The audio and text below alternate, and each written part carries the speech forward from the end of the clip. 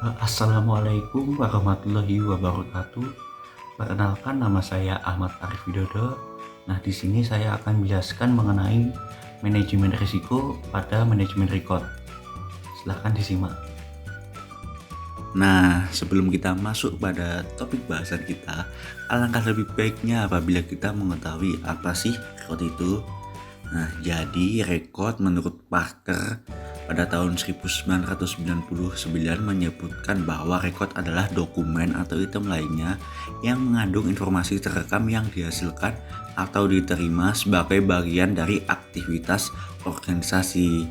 Sejalan dengan pendapat Parker, Riggs juga menyatakan pada tahun 1992 menyebutkan bahwa rekod memiliki makna penting bagi organisasi karena rekod memuat berbagai peristiwa penting yang terjadi pada suatu organisasi seperti strategi, kebijakan, keputusan, rencana, mekanisme kerja, dan catatan penting lainnya. Nah, rekod-rekod tersebut akan dikelola dalam suatu aktivitas. Aktivitas itu dinamakan dengan manajemen rekod. Nah, selanjutnya kita akan berlanjut kepada bahasan mengenai manajemen rekod. Lalu, apa sih manajemen rekod itu sendiri? Nah, jadi menurut Doyle yang dikutip oleh Panyayayan tahun 2008 menyebutkan bahwa manajemen rekod adalah seluruh operasional dan teknik yang berhubungan dengan perencanaan, pengantar dan evaluasi dari sistem administratif sejak penciptaan dokumen hingga pemusnahan atau pemindahannya menjadi arsip. Nah, keberadaan manajemen rekod itu sendiri sangat penting bagi organisasi dan tidak terlepaskan karena terdapat berbagai faktor nih. Di antaranya yang pertama yaitu organisasi perlu mengandalkan pada akses yang efisien terhadap informasi yang benar. Lalu yang kedua, organisasi juga memiliki tanggung jawab hukum, profesional, dan etis untuk menciptakan rekod tertentu. Organisasi juga diisyaratkan mempertahankan jenis rekod tertentu untuk masa tertentu. Nah, hal ini yang akan dilaksanakan oleh manajemen rekod. Lalu yang ketiga, organisasi juga perlu mengendalikan volume isi informasi yang diciptakannya dan disimpan. Hal ini dilakukan karena alasan ekonomi, mengingat penyimpanan rekod kertas memerlukan penyimpanan yang besar, dan alasan efisiensi operasional mengingat lebih sulit menemukan informasi yang relevan apabila informasi tersebut terkubur pada informasi yang sudah usang. Nah, manajemen rekod sendiri itu juga memerlukan informasi yang tepat untuk berbagai keperluan. Yang pertama, untuk membantu mengambil keputusan. Nah, keputusan itu dapat didasarkan pada rekod-rekod yang ada sehingga keputusan pada suatu organisasi dapat terjadi. Lalu ada juga untuk keperluan umum. Lalu sebagai bukti kebijakan dan aktivitas. Nah, biasanya apabila setelah melakukan kebijakan aktivitas, dokumen kebijakan tersebut akan tersimpan dalam suatu rekod. Lalu juga memerlukan sebagai untuk menunjang sebuah litigasi. Dalam hal ini adalah dalam bidang pada hukum.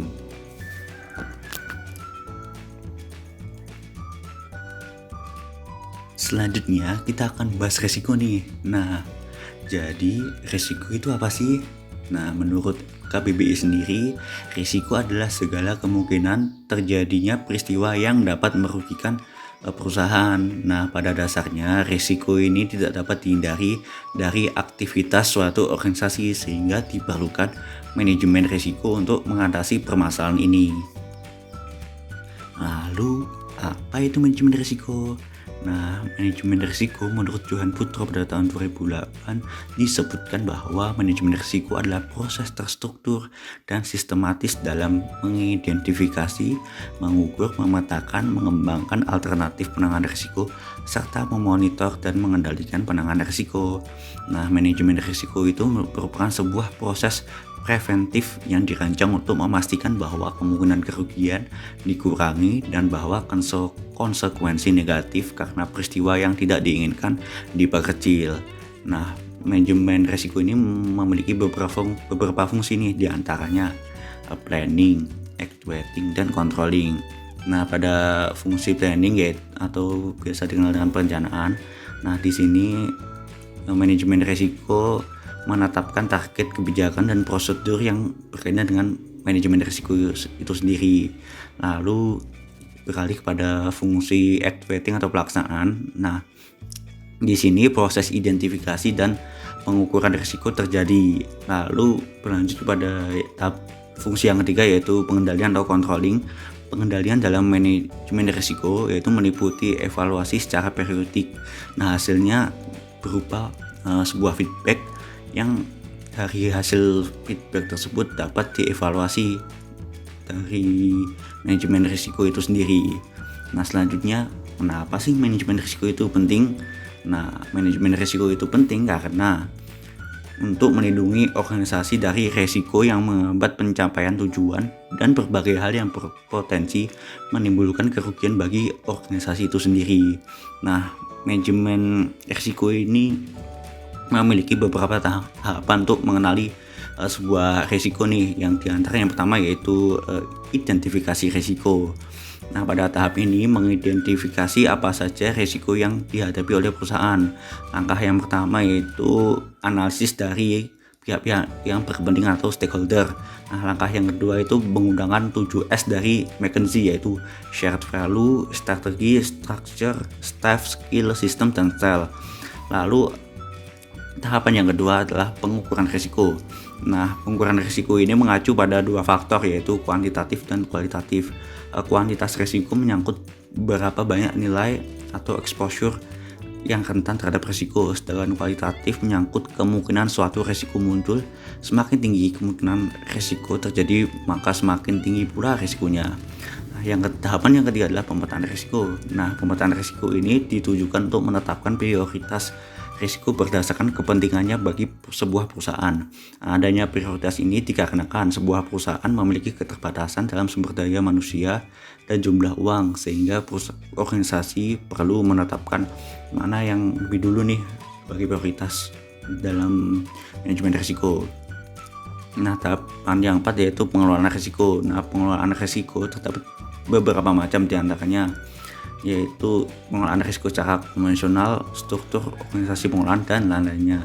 Nah, tahapan yang terakhir nih yaitu monitor dan pengendalian risiko. Nah, fungsi dari monitor dan pengendalian risiko yaitu organisasi ini perlu memastikan bahwa pengelolaan risiko ini sudah berjalan sesuai rencana enggak. Lalu organisasi juga memastikan bahwa pengelolaan risikonya efektif enggak. Nah, hal ini dilakukan karena risiko itu sendiri berkembang, dan monitor dan pengendalian tujuan ini bertujuan untuk memantau perkembangan terhadap kecenderungan perubahannya profil risiko itu sendiri.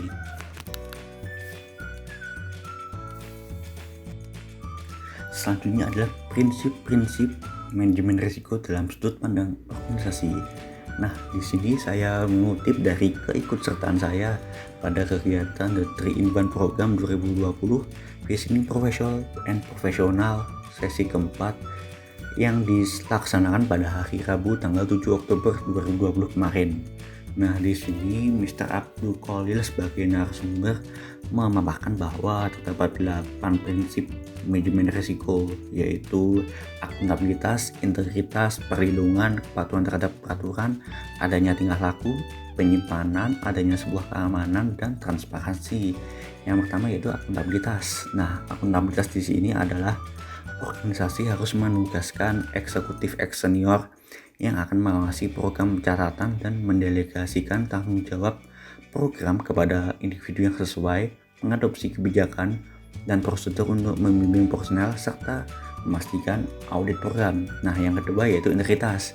Nah, di sini integritas adalah program pencatatan harus dibuat sehingga catatan dan informasi yang dihasilkan atau dikelola oleh organisasi memiliki jaminan keaslian dan keandalan yang wajar dan sesuai.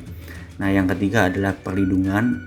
Nah, di sini adalah program catatan harus dibangun untuk memastikan tingkat perlindungan yang wajar terhadap catatan informasi yang bersifat pribadi, rahasia, istimewa, atau penting bagi kelangsungan suatu organisasi. Selanjutnya yaitu kepatuhan terhadap peraturan. Yang dimaksud di sini adalah program pencatatan harus dibangun untuk mematuhi hukum yang berlaku dan otoritas lain yang mengikat seperti kebijakan organisasi. Nah, selanjutnya yaitu adanya tingkah laku. Yang dimaksud di sini adalah organisasi harus menyimpan catatan dengan cara yang memastikan pengambilan informasi yang diperlukan secara tepat waktu, efisien, dan akurat. Selanjutnya yaitu adalah penyimpanan. Nah, definisinya yaitu organisasi harus menyimpan catatan dan informasinya untuk waktu yang tepat dengan mempertimbangkan persyaratan hukum, peraturan, fiskal, operasional, dan historis. Nah, kemudian yaitu adanya sebuah keamanan. Yang dimaksud di sini adalah organisasi harus memberikan disposisi yang aman dan sesuai untuk catatan yang tidak lagi diwajibkan untuk dikelola oleh hukum yang berlaku dan kebijakan organisasi. Nah, yang terakhir yaitu transparansi. Nah, yang dimaksud di sini adalah proses dan kegiatan program pencatatan organisasi harus didokumentasikan dengan cara yang dapat dimengerti dan tersedia untuk semua personel dan pihak yang berkepentingan yang sesuai.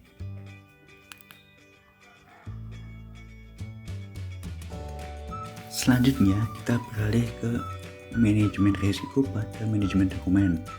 Nah, hasil penelitian yang saya kutip dari unernews.ac.id menunjukkan bahwa untuk mengurangi timbulnya berbagai macam risiko, maka lembaga kearsipan dalam mengelola arsipnya harus memiliki beberapa syarat nih. Yang pertama yaitu memiliki unit kerja kearsipan sendiri yang tidak digabungkan dengan unit kerja lainnya.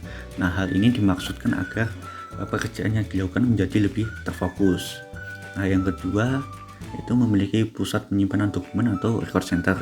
Nah, pusat penyimpanan dokumen ini di mana tempatnya ini dokumen-dokumen tergabung dalam itu.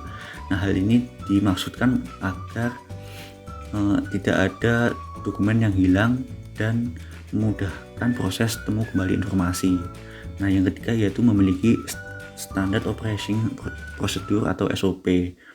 Nah, SOP ini dijadikan sebagai panduan dan dalam melakukan kegiatan tata kelola dokumen.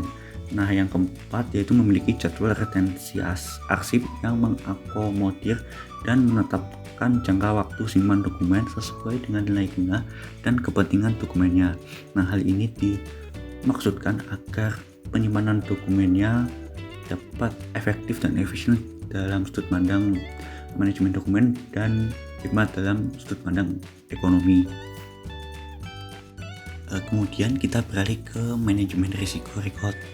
Nah, perlu kita ketahui bahwa record sendiri ada 3 faktor penyebab kerusakannya, yaitu yang pertama karakteristik bahan, mungkin bisa bahannya yang rapuh atau bahannya yang terbuat dari kertas sehingga rentan terhadap cairan. Yang kedua yaitu lingkungan bisa mempengaruhi apabila lingkungannya rawan banjir, rawan gempa bumi, itu bisa merusak rekodnya itu sendiri.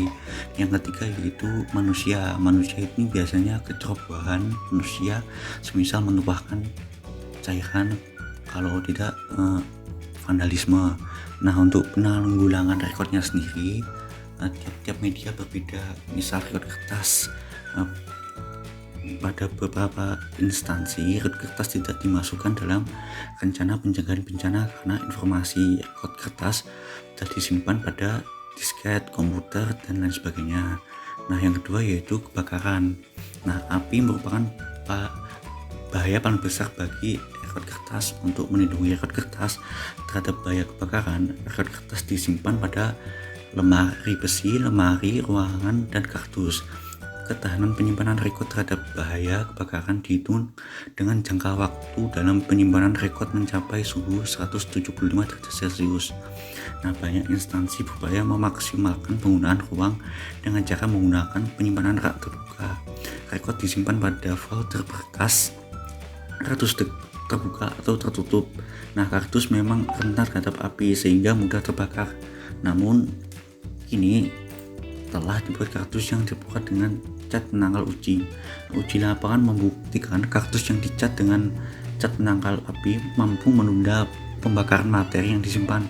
Namun cat ini baru bereaksi pada suhu 225 derajat Celcius, maka itu api kecil saja mampu menghanguskan kardus. Nah, Ketahanan rekod yang disimpan dalam berbagai kontainer amat bervariasi, mulai dari 5 menit sampai 6 jam bagi rekod yang disimpan di lemari besi. Berangkas modern kata-kata tahan api selama 4 jam. Lemari simpan dari baja semacam filing kabinet memang tidak terbakar kalau ada kebakaran, tetapi kertas yang disimpannya hanya dapat bertahan selama 5 menit. Walaupun kabinet bekas tidak terbakar, isinya telah rusak. Selanjutnya adalah cairan. Cairan dapat merusak rekod, karenanya pusat penyimpanan rekod perlu membuat rencana penanggulangan bahaya air. Nah, pada pusat rekod yang bertingkat, apabila terjadi kebocoran dari langit, harus segera diperbaiki. Rekod dapat rusak juga karena kecerobohan manusia, semisal cairan yang tumpah. Bahaya lain datang dari banjir. Indonesia merupakan negara tropis, sering kali menghadapi bahaya banjir. Oleh karena itu penyimpanan rekod perlu dibuat lebih tinggi daripada jalanan. Demikian pula rak rekod harus memiliki batas penyimpanan minimum 10 cm di atas lantai. Yang keempat yaitu bahaya gempa bumi.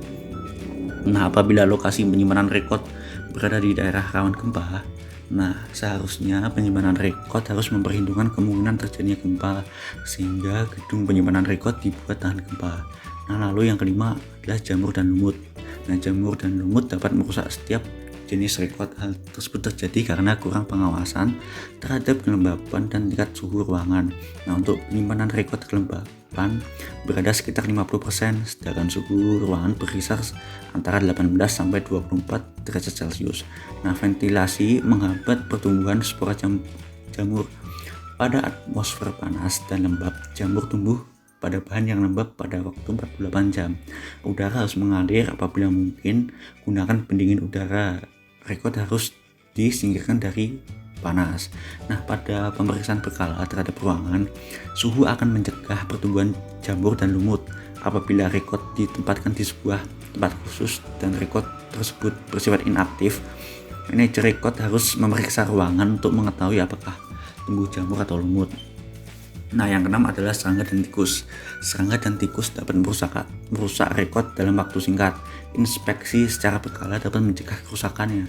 Tanda-tanda kehadiran serangga dan tikus dapat diketahui apabila diperiksa ruangan secara cermat. Apabila terjadi kerusakan pada rekod, kerusakan tersebut harus dipastikan. Apabila ada bagian yang binasa, bagian tersebut tidak dapat diganti. Bagian selebihnya diperbaiki, dan apabila perlu direproduksi kembali. Yang terakhir yaitu debu. Debu ini mempercepat kerusakan rekod dan mempengaruhi sifat keterbacaan rekod.